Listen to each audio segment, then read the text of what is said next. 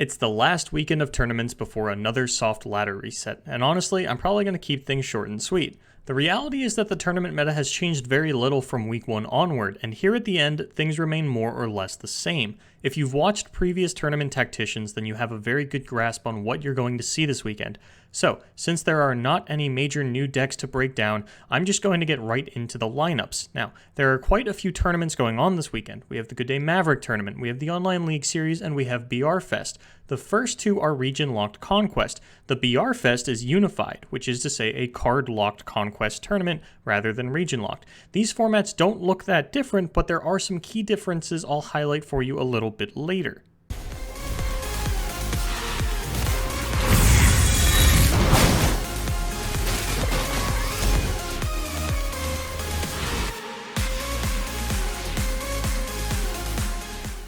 So I want to highlight the top 3 lineups for each format and explain their strengths and weaknesses so you can make an informed decision on what to bring. We're going to start off with Regionlocked. So Vi Heimerdinger, Sea Monsters, and Frostbite have been the standard lineup since day 1 of patch 1.2, and that hasn't really changed. There's been some variation in the decks amongst the regions. For example, we've seen Karma Ezreal and Swain Sejuani pop up, but overall the regional composition and general strategy have remained the same. We've seen aggro lineups pop up to a fair amount of success that try to pick on the Heimerdinger Vi. Not only has this not proven to be overly successful as a general strategy, it becomes much more difficult to do if Karma Ezreal is in the lineup instead of Heimerdinger Vi. Overall, the strength of this lineup is in its raw power. Every deck you bring has a fighting chance against every kind of deck if the draws go your way and you play your cards right. As for a weakness of the lineup, another popular lineup we've seen is Spooky Karma, Frostbite Ezreal, and Misfortune Scouts. While the Scout deck may have an uphill battle, both Spooky Karma and Frostbite Ezreal pair very well into the standard lineup. There's too much removal in the Karma deck for any mid-range deck to handle, and the Ezreal deck is an Ezreal deck, against a lineup with a relatively stagnant life total. This is the anti-meta lineup. It aims to pick on Sea Monsters and Frostbite, but doesn't suffer in the face of aggressive strategies seeking to pick on mid-range decks. While the raw power is arguably there, the weakness of this lineup lies in its difficulty. Spooky Karma and Frostbite Ezreal require very tight play, as you need to balance your removal against threats very carefully, and one incorrect passive priority can be extremely punishing.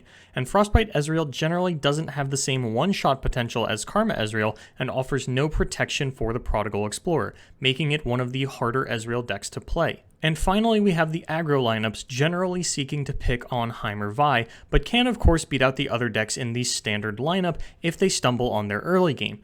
There's not necessarily a standard regional composition for this. Lucian Bannerman can splash a lot of regions alongside it and still feel at full power, and we've seen decks like Burn Elusives, Kinku Elusives, Teemo Burn, Noxus Spiders, and even Endure Spiders, as the deck has become a lot more aggressive compared to older versions.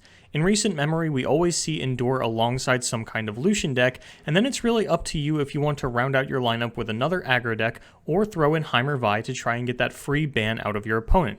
Personally, in this lineup, I would go for Endure Spiders, Elusive Burn, and Lucian Misfortune, which seems to be taking over as the Bilgewater Demacia deck over MF Scouts, and that's something you can slot even into the previous lineup of Spooky Karma and Frostbite Ezreal. When playing a unified tournament, it's important to remember that you don't have to take advantage of playing multiple regions. You can just run a region-locked lineup. But even running a region-locked lineup, there are some key differences in the overall meta and popularity of certain decks that you need to keep in mind.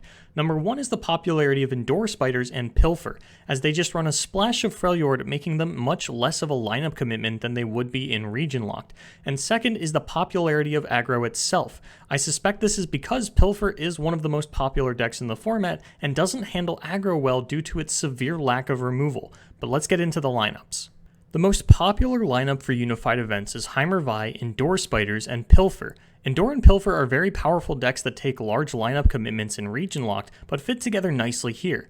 If you've heard me talk before about how Pilfer is actually a Bannerman deck, then this lineup should actually make a lot of sense to you. It was the standard lineup throughout most of patch 1.0 as well as a majority of late stage beta. While Pilfer tends to struggle against Sea Monsters, Endure Spiders is generally considered to be favored in that matchup since you have very aggressive openers and can chew through their early blockers with Bladed Caretaker or go over them with Callista. We've also seen variations of the lineup with sea monsters instead of Endure Spiders. As mentioned, it has a good Pilfer matchup, which is a popular deck in the unified format, and I wanted to highlight that here rather than make a separate lineup containing it.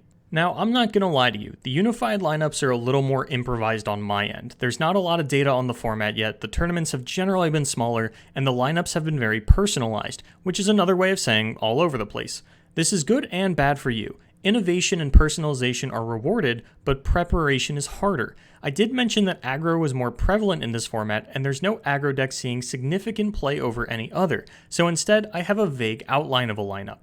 Lucian X is always seen in these aggro lineups, and I say X because generally you'll see Misfortune, but Pilfer is a flex deck in this lineup as well, and she'll be committed there, and if that's the case, you'll generally see Zed. The second deck in the lineup is usually either Teemo or Elusive Burn. Aggro doesn't get as much from Unified as you might think, as Noxus overlaps are extremely common among aggro decks. Piltover Zon gets cut from the lineup if you don't run Teemo Burn, but Ionia can give you Kinku Elusives as a third option. And for the last deck, we generally see either Pilfer, Endure Spiders, or Kinku Elusives depending on what else came out in the lineup. The general skeleton of the aggro lineup is a Demacia X Lucian deck, a Noxus X Burn deck, and a Freljord X Aggressive deck. I want to again reiterate that Endure might look weird in this lineup, but the more recent builds are more aggressive than any past iteration of the deck. While region-locked formats had this clean breakdown of a mid-range lineup, a control lineup, and an aggro lineup, unified events don't seem to offer a control lineup. Control decks operate in a very tight space in tournaments, and we often don't see them pop up in super open metas, which explains why they haven't started to pop out in unified events yet. It took a couple of weeks for the lineup to catch on in patch 1.2, even in region locked. So to summarize, I don't have a third lineup for you in unified. The meta is too all over the place, there's too much variation from lineup to lineup as player preference plays in, and it would be misleading for me to present you another lineup, and the last thing I would want to do is present bad information as fact. Instead, we're going to look at Blood Riders. Now what's Blood Riders, you ask? It's the brainchild of the Black Boss, who I've been told by 3 people is the best Brazilian player out there currently. He got top 16 at Duels of Runeterra with this deck, 2nd place at the first BR Fest, and the ex-Yotsuba piloted a version of the deck to a win at the Runeterra for Change tournament. As you can see, there wasn't actually much changed between the Black Boss and ex-Yotsuba's deck, just cutting a couple of a Crimson Awakener and a Rekindler for a couple of Vile Feasts.